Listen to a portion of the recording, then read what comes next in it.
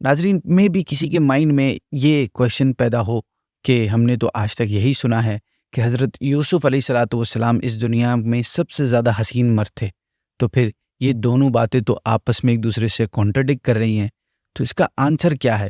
یہ کنفیوژن کیسے دور ہوگی؟ اس کا جواب اس روایت میں ملے گا۔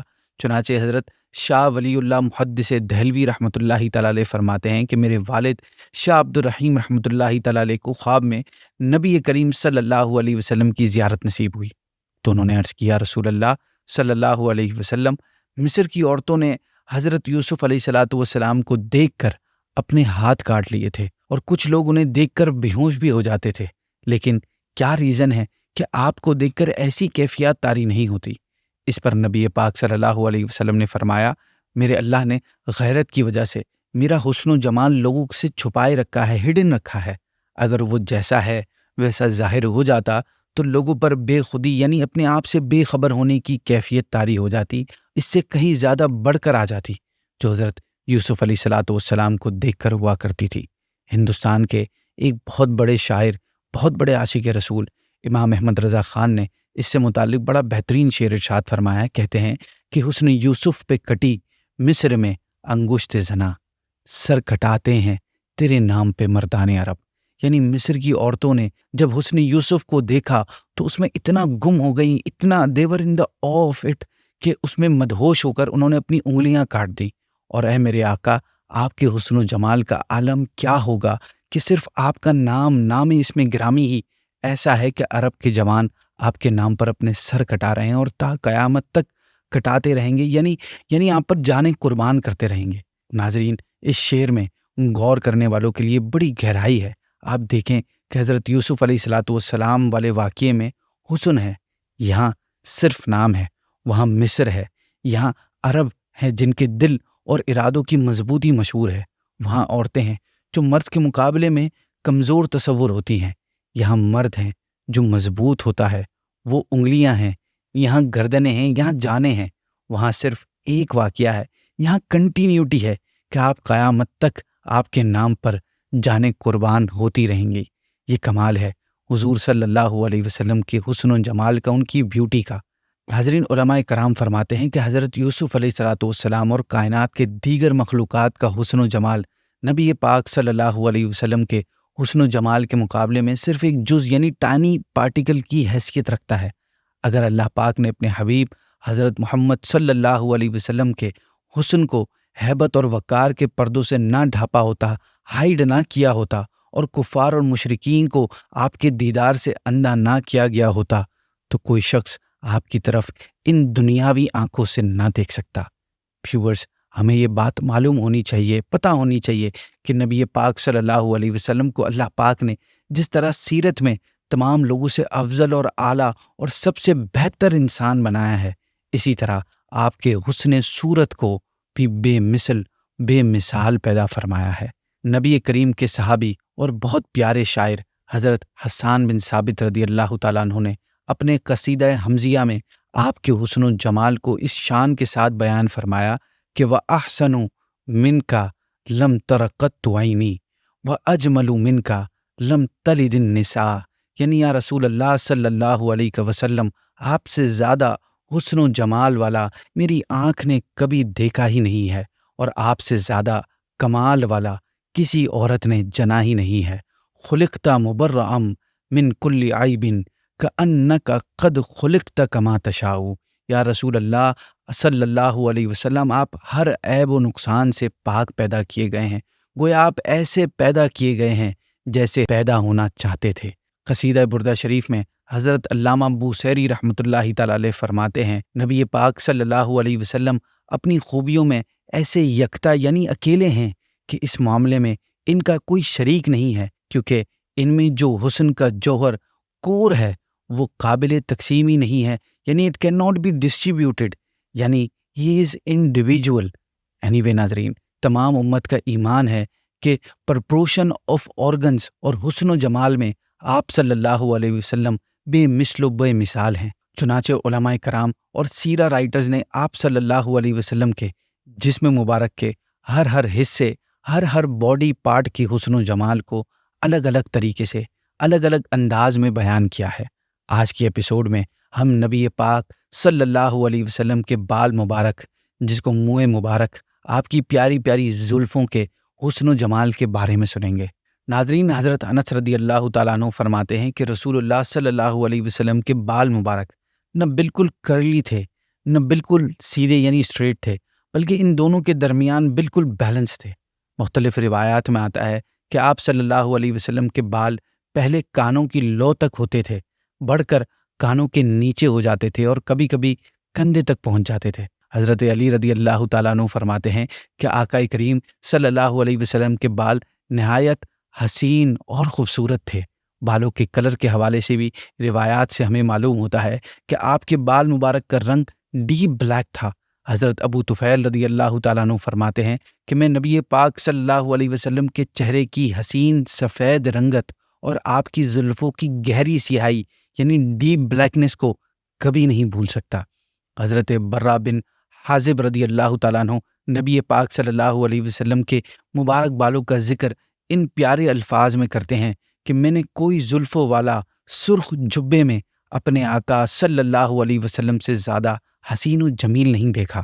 آپ کے پیارے پیارے بال آپ کے مبارک کندھوں کو چھو رہے تھے۔ بالوں کی لینتھ کے حوالے سے حضرت عائشہ صدیقہ طیبہ طاہرہ رضی اللہ تعالیٰ عنہ فرماتی ہیں کہ آپ صلی اللہ علیہ وسلم کے بال کانوں اور دونوں کندھوں کے درمیان تھے۔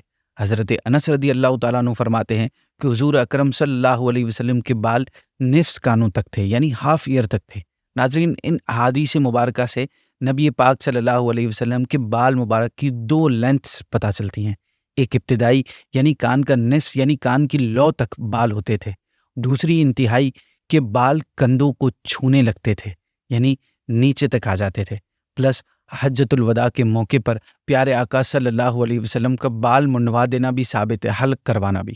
حضرت انس رضی اللہ تعالیٰ عنہ فرماتے ہیں کہ آقا صلی اللہ علیہ وسلم کا سر مبارک پر اکثر تیل لگاتے اور داڑھی میں بھی اکثر کنگھی کیا کرتے، اور امامہ مبارک کے نیچے ایک رومال رکھ لیتے تھے تاکہ امامہ خراب نہ ہو۔ وہ رومال تیل سے تر رہتا تھا۔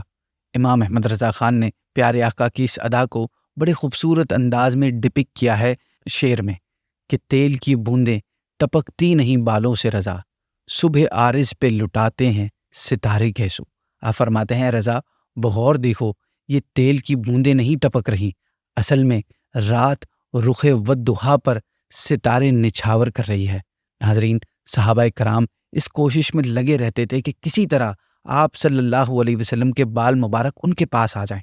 آپ نے جب حج کے موقع پر بال مبارک کٹوائے تو صحابہ کرام سرکل کی فارم میں آپ کے گرد کھڑے ہو گئے تھے کہ آپ کا کوئی بھی بال زمین پہ نہ گرے بلکہ ان میں سے کسی کے ہاتھ میں آ جائے۔ دوسری روایت میں ہے کہ آقا صلی اللہ علیہ وسلم نے اپنے بال مبارک صحابہ کرام میں خود ڈیوائیڈ فرما دیے تھے۔ حضرت انس بن مالک رضی اللہ تعالیٰ عنہ فرماتے ہیں کہ حضور مزدلفہ سے منا تشریف لائے اور عقبہ میں کنکریاں پھینکی، پھر قربانی کر کے اپنے مکان میں تشریف لائے، پھر آپ نے حجام یعنی باربر کو بلایا اور سر مبارک کی سیدھی طرف کے بال کٹوائے اور ابو طلحہ انصاری کو بلا کر عطا فرما دیے۔ آفٹر دیٹ حضور نے لیفٹ سائڈ کے بال کٹوا کر ابو طلحہ انصاری کو ہی دے دیے اور فرمایا یہ تمام لوگوں میں ڈسٹریبیوٹ کر دو۔ ابن سیرین رضی اللہ تعالیٰ عنہ فرماتے ہیں کہ میں نے حضرت عبیدہ بن جراح رضی اللہ تعالیٰ عنہ سے کہا کہ ہمارے پاس آقا و مولا صلی اللہ علیہ وسلم کے کچھ بال مبارک ہیں جو ہمیں حضرت انس بن مالک یا ان کے گھر والوں سے ملے ہیں۔ تو حضرت ابو عبیدہ نے فرمایا آقا کا ایک بال میرے پاس ہونا مجھے دنیا اور اس کی تمام نعمتوں سے زیادہ محبوب ہے۔ ناظرین، صحابہ کرام کا نبی پاک صلی اللہ علیہ وسلم کے بالوں کو حاصل کرنے کی خواہش اور کوشش کرنے کا ریزن یہ ہے کہ صحابہ کرام کا عقیدہ تھا کہ نبی پاک کی نسبت سے رکھنے والی ہر چیز برکت حاصل کرنے کا ذریعہ ہے۔ چنانچہ ام المؤمنین حضرت ام سلمہ رضی اللہ تعالیٰ عنہ کے پاس آپ کا ایک بال چاندی کی ڈبیا میں محفوظ تھا، جس کو کوئی بھی بیماری ہوتی تو وہ آپ کی طرف ایک برتن میں پانی بھیج دیتا تھا تو آپ اس میں پیارے آقا کا وہ بال مبارک ڈال دیتی۔ جب بیمار اس پانی کو پیتا تو فوراً اس کی بیماری دور ہو جاتی۔ حضرت عمر بن عبدالعزیز رضی اللہ تعالیٰ عنہ نے بھی نبی پاک صلی اللہ علیہ وسلم کے مبارک بال اور ناخن کو کفن میں رکھنے کی وصیت فرمائی تھی۔ حضرت خالد بن ولید رضی اللہ تعالیٰ عنہ کی بہادری بریوری اور کفار کے مقابلے میں آپ کی فتح پوری دنیا میں فیمس ہے۔ ایک مرتبہ آپ اپنی بہادری کا اظہار کرتے ہوئے لشکر کفار کی طرف بڑھے۔ ادھر سے مقابلے کے لیے ایک ہٹا کٹا ماہر واریر نکلا۔ دونوں نے کافی دیر تک ان دونوں میں سخت مقابلہ ہوتا رہا، یہاں تک کہ حضرت خالد کا گھوڑا ٹھوکر کھا کر گر گیا اور آپ اپنے سر کے بل آ گئے۔ اس دوران آپ کی ٹوپی زمین پر جا پڑی۔ پہلوان نے موقع پا کر آپ کی پیٹھ پر آ گیا۔ ایسی کنڈیشن میں جب دشمن آپ کی پیٹھ پر چڑھا ہوا تھا، آپ اپنے ساتھیوں سے چلا چلا کر کہہ رہے تھے کہ میری ٹوپی مجھے دے دو، میری ٹوپی مجھے دے دو، خدا تم پر رحم کرے۔ یہ سن کر آپ کے ساتھیوں میں سے ایک شخص دوڑ کر آیا اور اس نے آپ کی ٹوپی آپ کو اٹھا کر دی۔ آپ نے اسے پہن لیا اور پھر اس پہلوان کا مقابلہ کیا، یہاں تک کہ اس کو قتل کر دیا۔ لوگوں نے اس واقعے کے بعد آپ سے پوچھا کہ آپ کے اس عمل کی وجہ کیا تھی کہ دشمن آپ کی پیٹھ پر موجود ہے اور آپ کو اپنی ٹوپی کی فکر ہے جو شاید 2-4 آنے کی ہوگی۔ آپ نے فرمایا کہ وہ ٹوپی مجھے اس لیے عزیز ہے کہ اس میں پیارے آقا صلی اللہ علیہ وسلم کے پیشانی کے بال ہیں جو مجھے اپنی جان سے زیادہ پیارے ہیں۔ ہر جنگ میں ان مبارک بالوں کی برکت سے ہی جیتتا ہوں، اس لیے میں اس ٹوپی کے لیے بے چین تھا کہ کہیں ایسا نہ ہو میں ان کی برکت سے محروم ہو جاؤں اور وہ کافروں کے ہاتھ لگ جائے۔ ایک مرتبہ آپ تھوڑی سی فوج لے کر ملک شام میں جبلہ کی قوم سے مقابلے کے لیے لڑنے گئے اور ٹوپی گھر بھول گئے۔ جب مقابلہ ہوا تو رومیوں کا بڑا افسر مارا گیا۔ اس وقت جبلہ نے تمام آرمی کو آرڈر دیا کہ مسلمانوں پر ایک ساتھ مل کر اٹیک کرو۔ حملے کے وقت صحابہ کرام کی حالت نہایت نازک ہو گئی، یہاں تک کہ مسلمانوں میں کسی نے حضرت خالد سے کہا کہ آج لگتا ہے ہماری موت کا ٹائم آ گیا ہے۔ آپ نے فرمایا سچ کہتے ہو، اس کی وجہ یہ ہے کہ میں آج اپنی ٹوپی گھر بھول آیا ہوں جس میں پیارے آقا صلی اللہ علیہ وسلم کے بال مبارک ہیں۔ ادھر یہ حالت تھی کہ رات نبی کریم صلی اللہ علیہ وسلم حضرت ابو عبیدہ بن جراح پہلے جو فوج کے لیڈر تھے ان کے خواب میں تشریف لائے اور فرمایا تم اس وقت سو رہے ہو، اٹھو اور خالد کی مدد کو پہنچو، کفار نے ان کو گھیرے رکھا ہے۔ حضرت ابو عبیدہ اسی وقت اٹھے اور لشکر کو حکم دیا کہ فوراً تیار ہو جاؤ، چنانچہ وہ فوراً تیار ہو کر لشکر اسلام کے ساتھ تیزی کے ساتھ چلے۔ راستے میں انہوں نے ایک سوار کو دیکھا جو گھوڑا دوڑائے ان سے آگے آگے جا رہا ہے۔ چند تیز رفتار سپاہیوں کو آپ نے حکم دیا کہ اس سوار کے پاس جاؤ اور معلوم کرو کہ یہ کون ہے۔ سوار جب قریب پہنچا تو پکار کر کہا اے جوان مرد ذرا ٹھہرو۔ یہ سنتے ہی وہ رک گیا۔ دیکھا تو وہ خالد بن ولید کی وائف تھی۔ حضرت ابو عبیدہ نے ان کے ساتھ آنے اور تیزی کا ریزن پوچھا تو انہوں نے بتایا امیر، جب رات کو میں نے سنا کہ آپ صلی اللہ علیہ وسلم نے لشکر اسلام کو نہایت ہی بے تابی سے حکم فرمایا ہے کہ خالد بن ولید کو دشمنوں نے گھیر رکھا ہے، تو میں نے خیال کیا کہ وہ کبھی بھی ناکام نہ ہوں گے کیونکہ ان کے ساتھ آپ صلی اللہ علیہ وسلم کے بال مبارک ہیں۔ لیکن جیسے ہی میں نے دیکھا تو میری نظر ان کی ٹوپی پر پڑی جس میں بال مبارک تھے۔ یہ دیکھ کر میں ٹینشن میں آ گئی، چنانچہ میں اسی وقت چل پڑی کہ کسی نہ کسی طرح ان بال مبارک کو ان تک پہنچا دوں۔ حضرت ابو عبیدہ نے جب یہ سنا تو فرمایا جلدی جاؤ، خدا تمہاری مدد کرے۔ چنانچہ انہوں نے گھوڑے کو ایڑی لگائی اور آگے بڑھ گئی۔ رافع بن عمر جو حضرت خالد کے ساتھ تھے فرماتے ہیں کہ حالت یہ تھی کہ ہمیں اپنی موت کا یقین ہو گیا تھا کہ پھر سڈنلی کہیں سے تکبیر کی آواز آئی۔ حضرت خالد نے دیکھا کہ یہ آواز کدھر سے آ رہی ہے۔ جب رومیوں کے لشکر پر نظر پڑی تو دیکھا کہ ایک سوار ان کے پیچھے لگا ہوا ہے اور وہ پاگلوں کی طرح ادھر ادھر بھاگ رہے ہیں۔